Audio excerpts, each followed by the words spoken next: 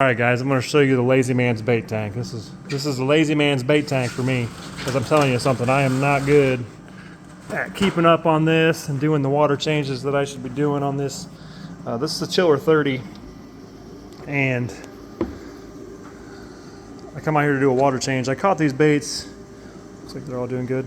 I caught these baits yesterday, early afternoon, so let's see, it's 3 o'clock, about 24 hours ago. 24 hours ago I caught these baits. I did a water change half hour in. At the time I had 40 or 50 in there. We went fishing last night, so we went through quite a bit, but there's probably only 20 in there. There's a great big sucker down the bottom. Mooneye, there's some Mooneye in there, there's some Shad in there.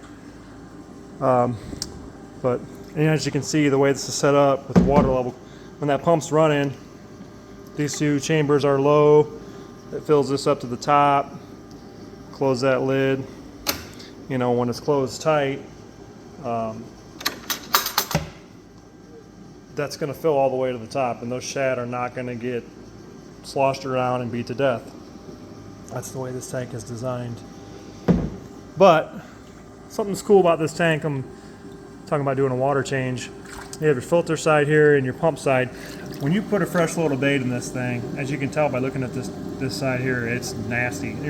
It's going to be foamed all the way up to the top. All your ammonia and all your junk garbage is going to be on this side, which is going to eliminate the need for any kind of foam off or any of that stuff. This side's always going to be just like this when it's running full to the top, no foam, none of that. When I do a water change on this tank, I'm going to go ahead and leave this closed. I'm not going to bother my bait at all. They're just going to be over there chilling, hence the name. If you have a boat that you can drain this right on the floor, even better, because it's got drain plugs on each side of this tank. You can drain out the filter side and the pump side, clean it all out with a hose, whatever you got in your boat, whatever way you do it. Get all that garbage out of there, clean your filters, and the whole time you're doing that, these fish over here aren't bothered. You know, you're not battering your bait up, doing your water changes. They're not going to be all stressed out over there. So I use a pump stick. I've got a boat with carpet in it. I use a pump stick. I'll stick it down in there. I'll clean my filters. I'll pump all that out. I'll add water. You know, piece of cake. But that's going to be my first water change in 24 hours. So again, if you're lazy like me at keeping shad, and I'm telling you I am, I'm terrible at it. This tank, it'll do you some favors. It's always hooking me up by making up for my laziness. So this is the Chiller 30. This is the only rotomolded bait tank on the market. Super insulated.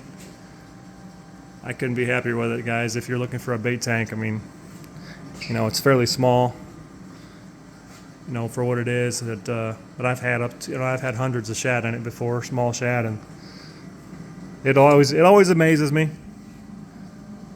And I'm gonna go out later tonight. It's 95 degrees out. I'll probably change a little water, cool it off a little bit. Probably throw the net and fill it back up some more. Check them out. This is Chiller 30.